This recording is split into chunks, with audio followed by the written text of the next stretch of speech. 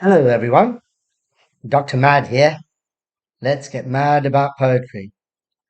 So in this video we are going to look at Poppies 2005 by Jane Weir.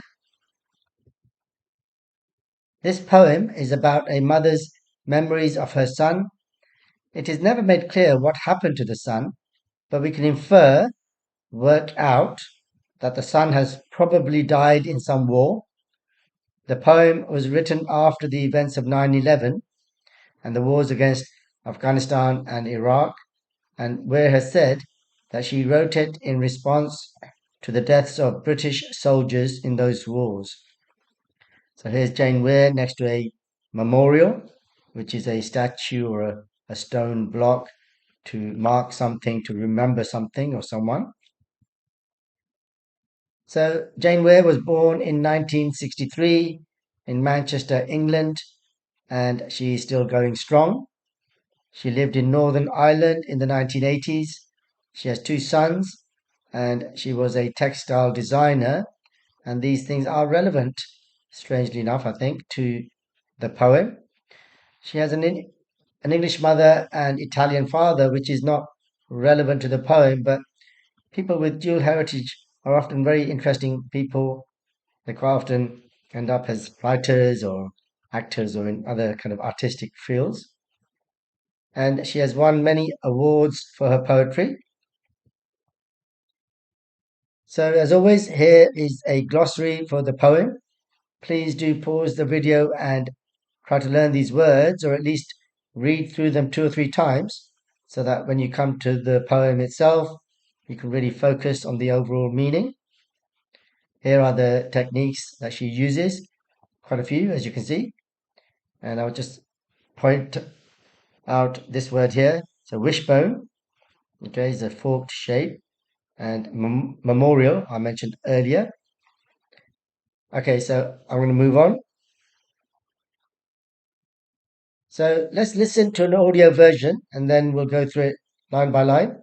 And we are lucky to have the poet herself reading the poem aloud. 3 days before Armistice Sunday, and poppies had already been placed on individual war graves. Before you left, I pinned one onto your lapel, crimped petals, spasms of paper red disrupting a blockade of yellow bias binding around your blazer. Sellotape bandaged around my hand, I rounded up as many white cat hairs as I could, smoothed down your shirt's upturned collar, stilled the softening of my face. I wanted to graze my nose across the tip of your nose, play at being Eskimos like we did when you were little. I resisted the impulse to run my fingers through the gelled black thorns of your hair. All my words flattened, rolled, turned into felt, slowly melting. I was brave as I walked with you to the front door. Through it opened the world overflowing like a treasure chest. A split second and you were away, intoxicated. After you'd gone, I went into your bedroom, released a songbird from its cage. Later, a single dove flew from the pear tree, and this is where it has led me, skirting the churchyard walls, my stomach busy making tucks, darts, pleats, hatless without a winter coat or reinforcement of scarf, gloves.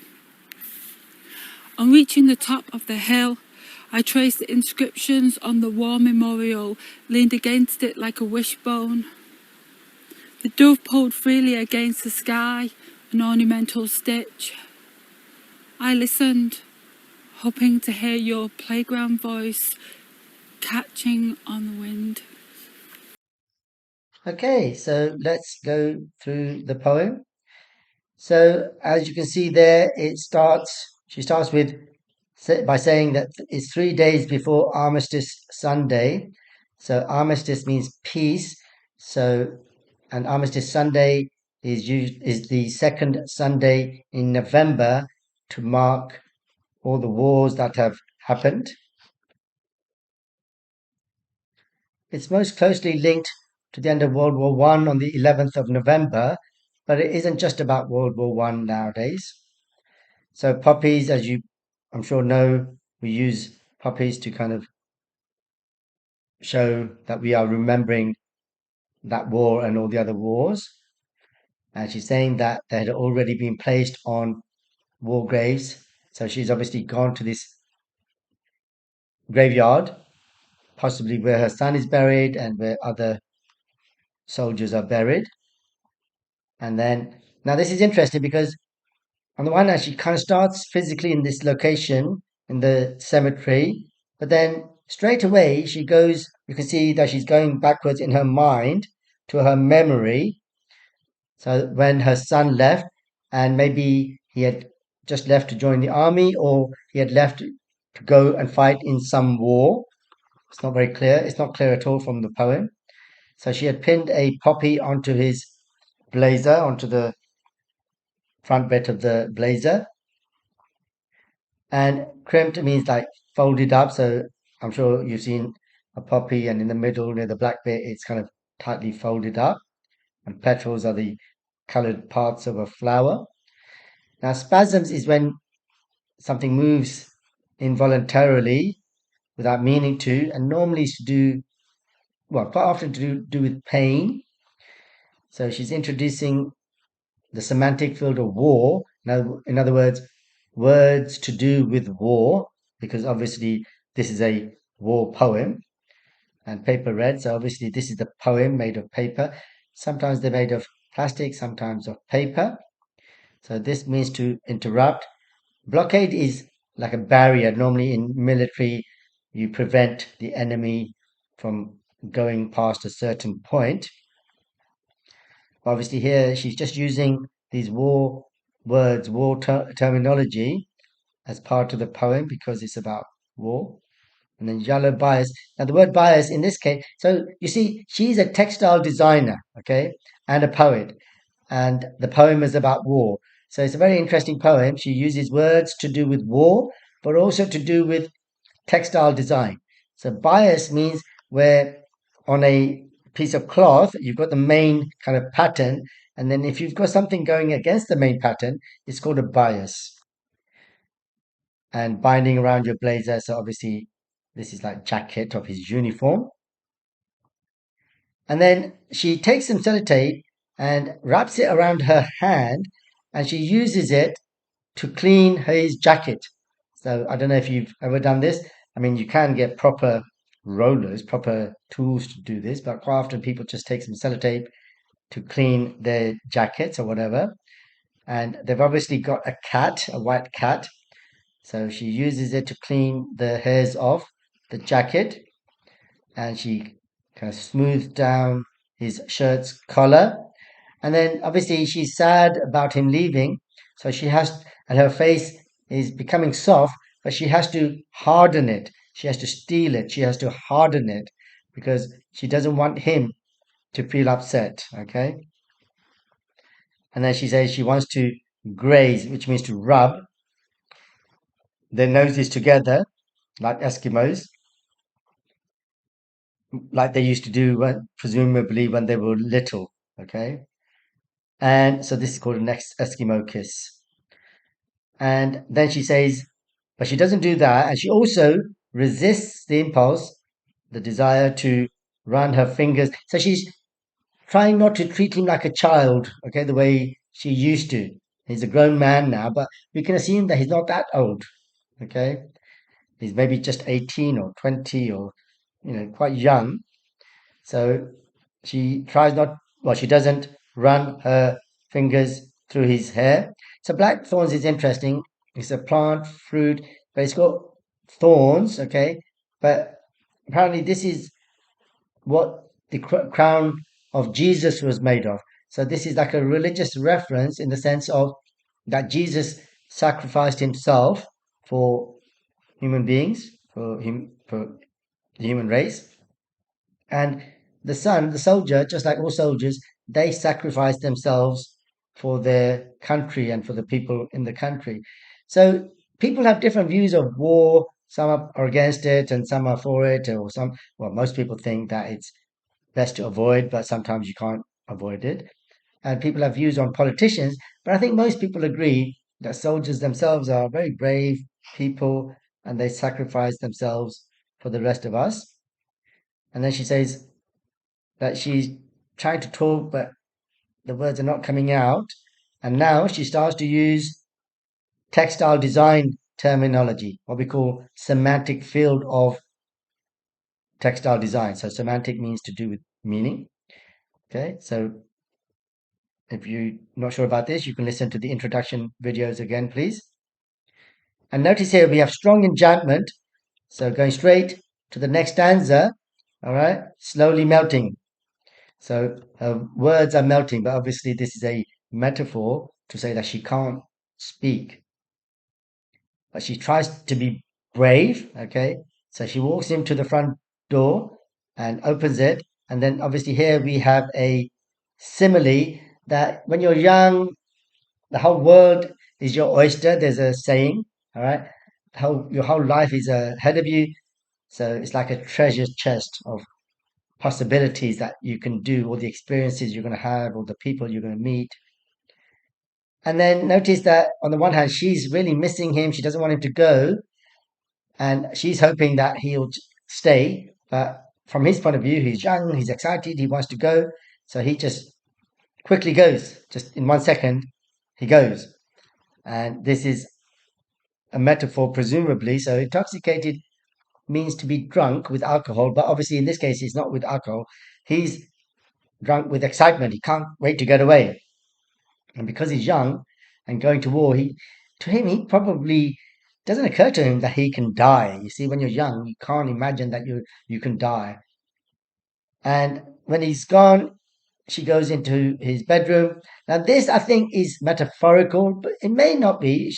Maybe they do actually have a bird, but I think this is metaphorical and or symbolism. So this songbird, she's releasing the songbird in the same way that she's released her son. She's let him go now because he's not a child anymore. He's a young man. He has to make his own life. And then here she's presumably talking about outside in the garden. So there's like a double thing here, repetition of the bird symbology.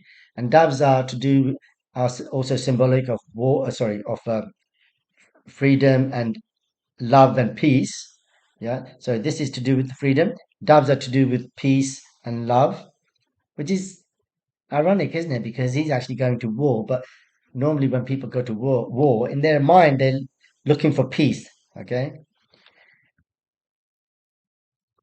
And then metaphorically, that dove leads her, she kind of follows the dove to the churchyard where her son maybe is buried or other soldiers are buried. And this means to kind of walk around the edges of the walls.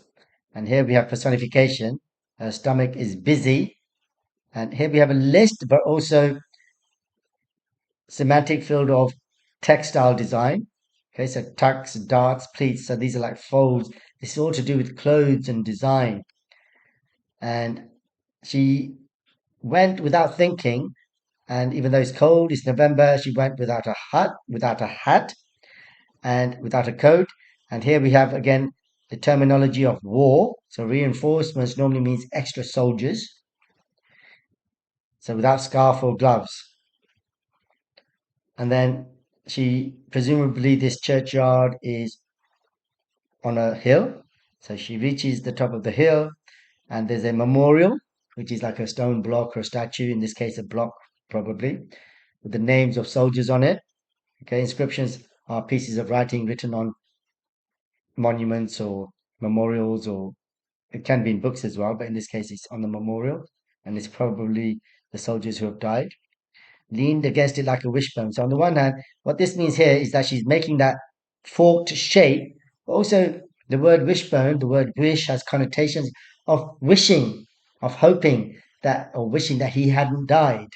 Or when he left, she obviously hoped and prayed possibly that he would come back, but he hasn't. And here you can see this is clearly symbolic because the dove was back in her house in the garden, but she's now in the churchyard. So her thoughts and the events of this and the timeline is kind of all over the place, which so on the one hand it's illogical, but at the same time it does match the way thoughts are. Normally when we think, we don't really think in linear thoughts, do we? We kind of jump around. And so the dove is pulling against the sky, but this is all metaphorical, an ornamental stitch. So notice here again the semantic field of war. So it's like the dove is like a pattern against the sky, maybe. And then she listens, hoping to hear. So she's now thinking about when he was a child and she could hear him in the playground, you see. So this poem, towards the end, it becomes a lot more metaphorical. It starts quite physical and then it becomes quite metaphorical. So quite a challenging poem in some ways, but hopefully you understand the basic meaning of what's going on here. Okay, so AO1, to be able to read, understand, and respond to the poem using quotes and references. So here are the various quotes you can use. So plenty to choose from. Remember, you only need about 4 to 6 quotes. Here's all the techniques. And if you can please pause the video and make sure you can understand the letters I've given here. Make sure that you can match it and you can understand why I've matched those. Okay, so I'm going to move on. AO2, language, form, and structure, plus techniques and using techniques and terminology. So language means words and phrases and their effects, which means thoughts, feelings, images that come to your mind when you're reading. Connotations, alternative meanings. Okay, so here are some quotes from the previous slide. The various meanings of intoxicated, for example, the connotations. So on the one hand, it literally means to be drunk. But in this case, it was the young man excited about leaving home and going off to join the army and having adventures. And then in terms of form and structure, it's not a specific form, but it's free verse. So free verse is a certain type of poem, a certain form, which means there's no rhyme or rhythm. So it's a modern poem, and quite often modern poems are like this. And similarly, the 4 stanzas are of unequal length, with lots of strong enjambment both within and between the stanzas. So remember, this means going from one line or stanza to the next, which actually most poems do. So you only want to really comment on it when it's really obvious, and in this case, it is obvious. And then in terms of techniques and terminology, Weir uses many techniques, but particularly semantic fields of war and textile design, as well as personification and enjambment. So remember, this is just a fancy phrase for words from a given topic. And usually it's just one topic. So this poem is unusual that it has 2 semantic fields, both of war, which is understandable because the poem is about war, and about textile design because she's a textile designer as well as a poet. Okay, so in terms of context, you could mention how she lived in Northern Ireland in the 1980s.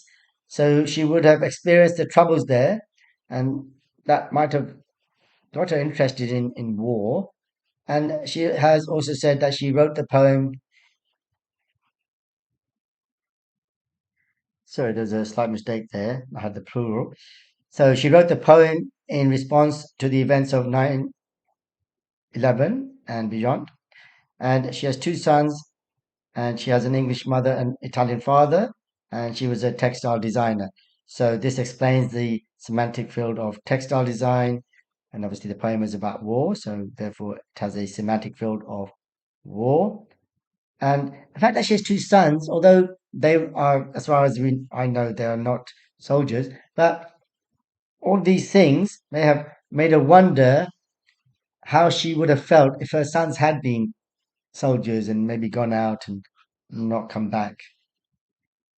Okay, so you have now learned more than enough to get a grade 4 or 5, depending on how you write your essay. Here is a quiz to test your understanding so far. Please do pause the video here and have a good go at these questions. I'm going to move to the answer slide in 3 seconds. So 3, 2, 1. And here are the answers. Please pause the video and check your answers. If you really struggled, you need to go back and listen again. You are aiming for at least 50%, but really 70, 90, 100%. And then once you have mastered these questions, all you have to do is to add a bit more detail and convert them into flowing sentences and paragraphs. So I'm going to move on in 3 seconds. 3, 2, 1. So you might get a question like this. How does the poet present the effects of war in Poppies compared with one other poem in the anthology, which we're not going to do here, but you could compare with Kamikaze, for example. So remember in Kamikaze, the Kamikaze pilot chooses not to carry out his mission in the end, and he comes back alive. And then there's the resulting guilt and shame with him and his family. This is the opposite, where the son has gone out, has done his duty, and has died. And now the mother is obviously very sad. I mean, there's no hint that she's thinking, oh, that she didn't want him to. Okay, but obviously she's sad that he's dead and hasn't come back. And then you might start something like this. The poet presents the effects of war by describing a mother's memories of her son, whom we can infer has died in a war. She uses techniques such as semantic fields of war and textile design to do this. And the poem begins with references to Armistice Sunday and poppies. These nouns immediately tell us the main theme of the poem. And the noun poppies, sorry, there's a slight typo there, I've corrected that. And the noun poppies is not only the title of the poem, but it's symbolic of war. So about 4 paragraphs like that, plus an introduction and conclusion with some context would be more than enough to get a grade 4 or 5. If you're aiming higher, we can carry on. Okay, so let's look again at the poem for these things here. So tone and mood. I think we can agree that the tone is serious and solemn, and the mood created is sad and sympathetic. We obviously feel very sorry for her and for the son. And then in terms of rhyme and rhythm, there is no rhyme and rhythm. Sunday placed, left, petals, blockade, blazer, hands, hair, shirt, softening note. You can see there's no rhyme. And I mean, the lines are roughly of similar length, so but which means the rhythm is similar, but you can see it's not a regular rhythm. Okay, you can count the syllables if you want to. So that's quite typical of a modern poem. And you could also say that it perhaps reflects the lack of rhyme and rhythm in war. And then in terms of language, form, structure, and context, it's there aren't really any particular words or phrases that you could pick out in particular, but if you want to aim for the higher grades, you should be commenting on this dual semantic fields of war. You could, and in terms of form and structure, so we've talked about rhyme and rhythm. You could talk about the strong enjambment, and perhaps the enjambment and also the lack of rhyme and rhythm matches how her thoughts are, not only how thoughts normally are, but obviously when you're sad, then in particular your thoughts are all over the place. They're not logical, they're not structured. And then in terms of context, there's not much more to say other than what we've already said. So we can move on. So please pause the video here and have a go at these advanced questions. I'm going to move on in 3 seconds to the answer slide. 3, 2, 1. So there are the possible answers. Okay, and then I'm going to move on in 3 seconds. 3, 2, 1. Okay, so you have now learned more than enough for a grade 6 or 7. Such a paragraph might look like this. And up to here is the same as before, and then I've added this. It is unusual to use 2 different semantic fields in the same poem, although in her case, It does make sense given her background of textile design. And she has said that she wrote the poem in response to the events of 9/11 and beyond. Furthermore, she lived in Northern Ireland during the 1980s troubles and may also have been influenced by this. She herself has no direct connection with war, but she does have two sons, which may have made her think about how she would feel if her sons were to be involved in war. So, some possibilities, if you're aiming for the very highest grades of advanced points, might be the following. So, sorry, about 5, 6 paragraphs like this would be more than enough, plus an intro and conclusion to get a grade 6 or 7. If you're aiming for the highest grade, you could talk about the two semantic fields of war and textile design and the effects of those. And notice how the poem goes from the physical to the metaphorical. So that's something that poems quite often do. It's a very advanced thing to talk about. So I'm only mentioning it here for the grade 8 or 9. So the transition, the change from the physical to the metaphorical. Okay. And also, you might want to think about and discuss how and why someone with no connection to war could or would write such a powerful poem about it. Okay. And then once you've got your head around all that, you could complete the essay we've started. How does the poet present the effects of war in Poppies? And that's it. So hope you found that video useful. And if so, please do subscribe and tell all your friends about it. And I will see you in the next video for the next poem.